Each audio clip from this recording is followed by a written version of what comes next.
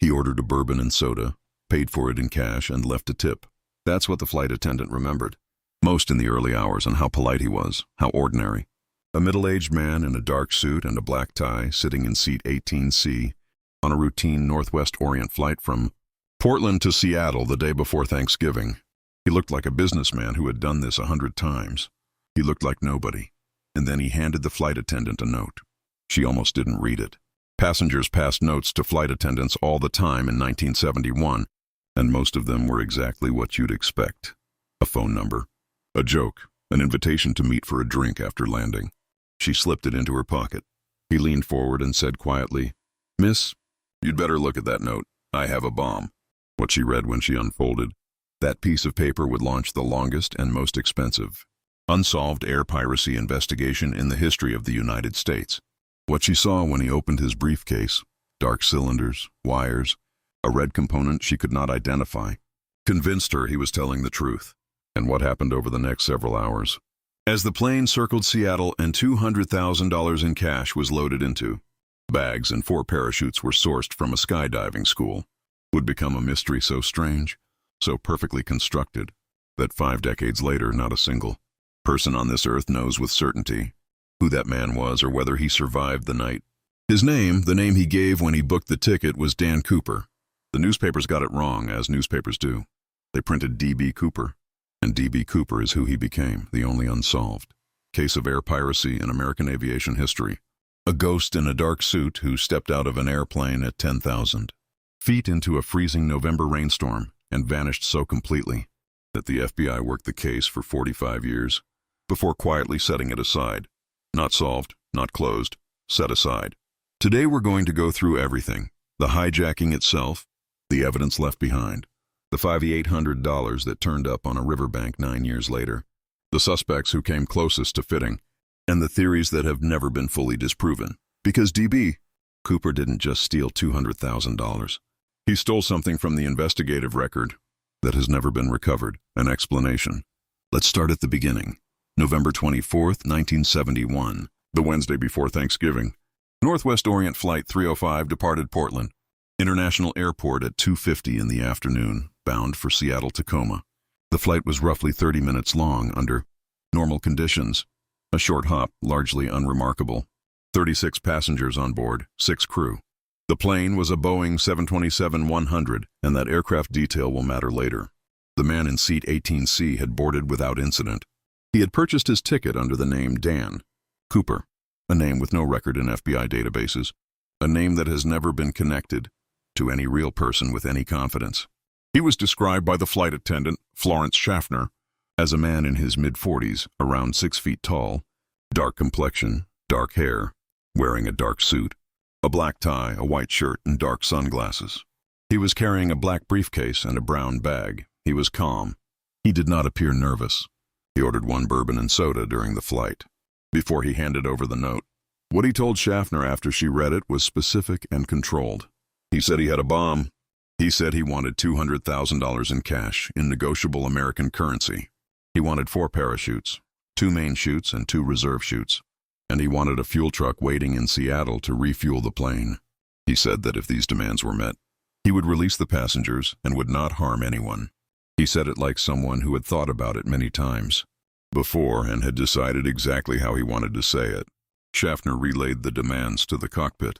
The pilot, Captain William Scott, contacted Northwest Orient, and Northwest Orient contacted the FBI and the Seattle field office. The decision was made immediately. Comply. Give him what he wants. Get the passengers off the plane. While the plane circled Seattle for 2 hours, burning fuel and waiting for the ransom to be assembled, the man in seat 18C ordered another bourbon and soda. He offered to pay for the crew's meals out of his own pocket. He was, by every account, relaxed. Not relaxed like someone hiding fear. Relaxed like someone who had done the math and was confident in the outcome. The FBI assembled the $200,000.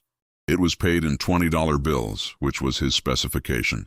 Each bill was photographed and the serial numbers were recorded. Before the money was packed into bags, 4 parachutes were obtained from a skydiving school. The plane landed at Seattle-Tacoma at 5:24 in the afternoon. He released all 36 passengers and 1 flight attendant. He kept Captain Scott, First Officer William Radizak, flight engineer Harold Anderson, and flight attendant Tina Mucklow, who later described him as thoughtful and almost apologetic throughout. He told her he had a grudge against Northwest Orient, not against anyone on the plane. He told her this was nothing personal. By 7:40 that night, the plane was back in the air. The destination, as he had demanded, was Mexico City, with a refueling stop in Reno, Nevada. The flight path had to follow specific headings he chose himself, a southerly route, low altitude, no faster than 150 knots, with the landing gear down and the flaps at 15 degrees. These were not random specifications. These were the specifications of someone who understood aviation, someone who knew what those conditions would do to a pursuing aircraft, someone who understood the Boeing 727's unique feature, the only commercial aircraft at the time with an aft air stair, a staircase built into the tail of the plane that could be lowered and used while the aircraft was in flight. He used it, somewhere between Seattle and Reno, at an altitude investigators would later estimate at around 10,000 feet dB. Cooper strapped the ransom money to himself, put on one of the parachutes, and stepped off the aft stairs into a night that was dark, freezing, and raining. The temperature at that altitude was estimated at -7 degrees Fahrenheit. The wind was significant. The terrain below was the wilderness of the Pacific Northwest, the Cascades, the Columbia River, dense forest with no clearings visible and no landmarks for orientation. And that is the last confirmed thing anyone knows about D.B. Cooper. If you've been following cases like this, unsolved mysteries, where the official investigation hit a wall and the evidence has been sitting untouched for decades, subscribe to this channel now. This is the kind of deep investigative dive I do here, and there are more cases in the pipeline that are just as strange as this one, some stranger. Hit the subscribe button and you'll be here when they drop. The search began almost immediately and continued for years. The FBI assembled one of the largest manhunts in its history up to that point.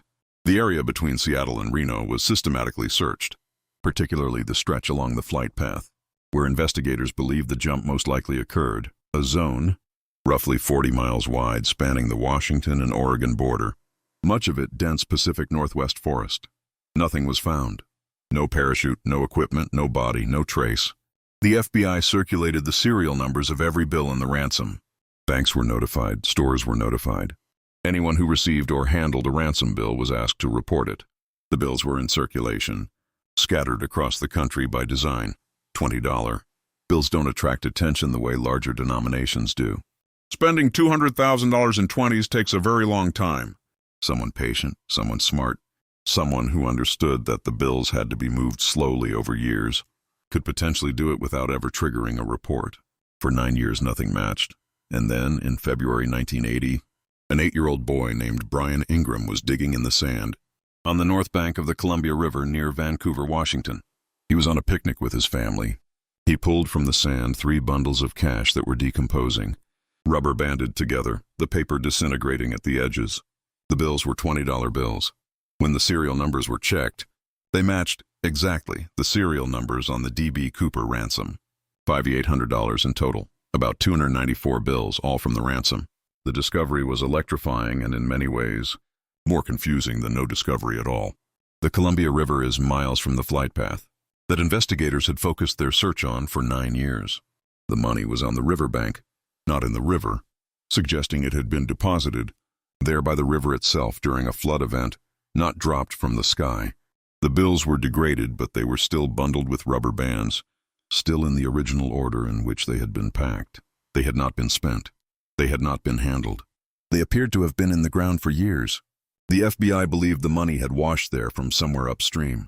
They dredged sections of the river. They found nothing else. The $194,200 that was not in Brian Ingram's hands has never been accounted for. What the discovery proved, D.B. Cooper, or at least his ransom money, ended up somewhere in the drainage system of the Columbia River. What it didn't prove, whether he was alive when the money got there, how it got there, or where he landed.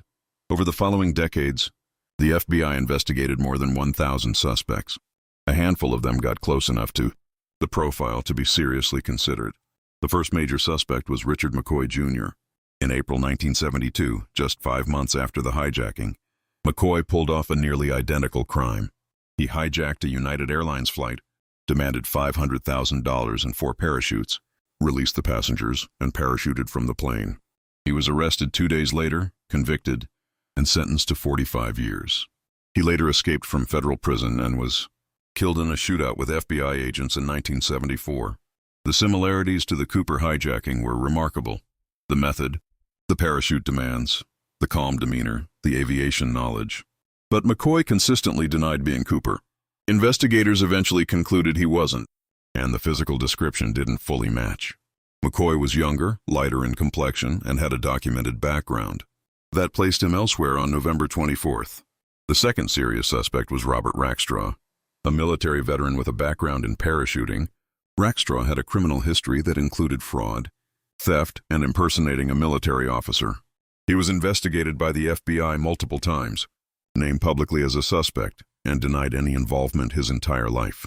In 2016, a private team of investigators claimed they had decoded a hidden message in the ransom note. That pointed to Rackstraw, but the FBI declined to reopen the case and the decoding method was disputed by cryptographers. Rackstraw died in 2019 at the age of 75. He was never charged in connection with the hijacking. A third theory, advanced publicly by a woman named Marla Cooper in 2011, is that the hijacker was her uncle, L.D. Cooper, a man she says she overheard discussing the hijacking with her father as a child. She says she remembers him arriving at her family's home on Thanksgiving weekend of 1971, bloody and injured. The FBI took the claim seriously enough to obtain DNA samples from items associated with L.D. Cooper for comparison against DNA evidence from the case. They did not announce a match. L.D. Cooper died in 1999. And if you want to be here for every development, in cases like this one, new DNA analysis, new suspect evidence, new forensic angles, subscribe now. I track these stories closely, and this one is not as cold as it looks. The theory that has gained the most traction in recent years, partly because of the work done by a team of private investigators called the Cold Case Team, is the one centered on the parachute. Here's why that matters. The 4 parachutes Cooper received were not all what he may have expected. 2 of the chutes were military surplus, functional. One of the reserves, a non-functional training chute with the canopy sewn shut, was apparently included by mistake. It was a dummy chute, used for teaching students how to put on harnesses. A skydiver who understood equipment would have immediately identified it as non-functional. The fact that it was included in the package and apparently not exchanged or questioned suggests one of 2 things. Either Cooper didn't inspect the chutes carefully before jumping, or he took the functional chute and the dummy didn't matter to him. What he actually jumped with has been disputed. The FBI believes he used the NB6 back parachute, one of the military surplus chutes. A piece of what appears to be parachute material was found in the search area years later, but its origin was never definitively confirmed. The canopy itself has never been recovered. The jump itself, by every expert who has analyzed it, was suicidal under the actual conditions. -7 degrees at 10,000 feet in a rainstorm. At night, with no visible landmarks below, landing in terrain that at best was dense forest and at worst was mountains. The average skydiver, even an experienced one, would have struggled enormously. Someone who had not jumped recently, or who misjudged the altitude, the wind, or the terrain would almost certainly not have survived. And yet, he had clearly studied the 727. He knew about the aft air stair. He knew the specifications that would allow him to use it in flight. He had thought through the ransom in denominations that were spendable. He had specified refueling in a way that bought him time. He did not seem like a man who had failed to account for the jump. There is one more piece of evidence that gets discussed less often than it should. Among the 4 parachutes delivered to the plane, Cooper selected which ones to take with him and which ones to leave behind. He took 2, the NB6 back parachute, believed to be the one he used, and one of the reserve chutes. He left 2 parachutes on the plane, an experienced skydiver preparing for a blind night jump into unknown terrain would typically want as much redundancy as possible. He left a chute behind. Some analysts have interpreted this as evidence that he was not actually experienced, that he didn't fully understand what he was about to do. Others have argued the opposite, that someone confident in their primary chute and their ability to deploy it correctly doesn't need a backup. He made a decision and he left 2 parachutes on a plane at 10,000 feet. Whatever that decision reflects about his training and his confidence, it was the last observable choice he made before he disappeared. The flight crew heard the aft staircase deploy at approximately 8 p.m. They felt the pressure change in the cabin, No one saw him go. No one saw a parachute open below the plane, though visibility in those conditions, night, rain, cloud cover, would have made it nearly impossible to see anything. The plane continued on to Reno without incident. When investigators boarded, the aft stairs were still down. The ransom and the man who had demanded it were gone. The most critical detail in the case may be one of the smallest. Among the items left behind on the plane, after Cooper's departure, were his clip-on tie and a tie clip. A clip-on tie, not a tied necktie, a clip-on. From that tie, the FBI recovered several particles of an unusual titanium-based compound that was used in industrial manufacturing in the early 1970s. It was not a compound associated with common consumer products. It was the kind of material that would be present on the clothing of someone who worked in a manufacturing or industrial environment. Specifically, according to analysts, someone potentially connected to the aerospace or metals industry. Nobody has ever matched those particles to a specific workplace or a specific individual. But they suggest something important. DB. Cooper was not a random opportunist. He had a background, a real professional history, a life that existed before November 24, 1971, and potentially after it. Here is the detail that I keep coming back to, and the one that I think shapes the most honest reading of this case. The money found by Brian Ingram in 1980 was still banded. Still in the original order, it had been packed. Not a single bill had been spent. This is not what you do if you are alive, free, and successful. If Cooper survived that jump and made his way to civilization, he would have had a choice. Spend the money slowly and carefully, or never spend it at all. If he chose the second option, the money would still exist somewhere, buried, hidden, intact. But it wouldn't be on a riverbank in decomposing bundles. The condition of those bills, decayed, earth-stained, bundled as if they had never been open, suggests the money was never accessed after the jump. Not because Cooper was careful, because Cooper may not have been able to access it. The FBI, in their official position on the case, before suspending active investigation in 2016, said they believed Cooper did not survive, that the physical conditions of the jump, the temperature, the terrain, the darkness, the rain, were beyond what any human being, no matter how prepared, could reasonably survive. The absence of a body, they noted, was not evidence of escape. The Pacific Northwest wilderness is vast, and bodies lost in those conditions are often never recovered. But they never closed the case. They suspended active investigation, which is different. They said they would re-examine it if new physical evidence emerged, which means the official position of the Federal Bureau of Investigation is, we don't know. After 45 years, 1,000 suspects, and the most sustained unsolved air piracy investigation in American history, we don't know. What we do know is this: he planned it. He executed it flawlessly up to the moment he stepped off that staircase. He left behind almost nothing that identified him. The one piece of physical evidence that might have, the tie, has never been traced to a person, a workplace, or a life. The money that turned up on a riverbank raises more questions than it answers. And somewhere in the wilderness between Seattle and Reno, or in a hospital, or in a suburb of a city, none of us would guess. The answer to this mystery is either a set of old bones that no one has found, or a man who lived out his life having committed the only unsolved air piracy in the history of American aviation and taken that secret to his grave. Every few years someone comes forward. A family member who says their uncle or father confessed on his deathbed. A private investigator who claims to have decoded something in the note. A new technology that's going to finally trace those titanium particles. And every time the FBI evaluates what they're given and declines to name a suspect. Because the evidence is not there. Or because the evidence is there, somewhere, and the person who could confirm it is no longer alive to do so. The case was officially suspended in July 2016. The file remains open to new leads. There is a dimension of this case that rarely gets the attention it deserves. And it has nothing to do with the evidence. It has to do with why this particular crime captured the public imagination the way it did and has refused to let go for 50 years. DB. Cooper hijacked an airplane. That is a federal felony. A serious crime that put the lives of 36 passengers and 6 crew members in danger, regardless of how politely he did it. And yet, within days of the hijacking, he was being described in the press as a folk hero. There were bumper stickers, songs, bars named after him, a counterculture mythology that cast him as a man who stuck it to a corporation, took the money, and vanished into the American wilderness on his own terms. The FBI found this reaction baffling. They were looking for a criminal. The public was looking for a legend. The mythology matters to the investigation because it shaped who came forward. Over 5 decades, hundreds of people contacted the FBI to say they believed their father, their uncle, their neighbor, their old military buddy was D.B. Cooper. Some of those tips were serious and were investigated seriously. Many of them were people who wanted their family member to be the outlaw, who had romanticized the idea so thoroughly that they were interpreting ordinary eccentricity as a hidden secret. The myth made the investigation harder.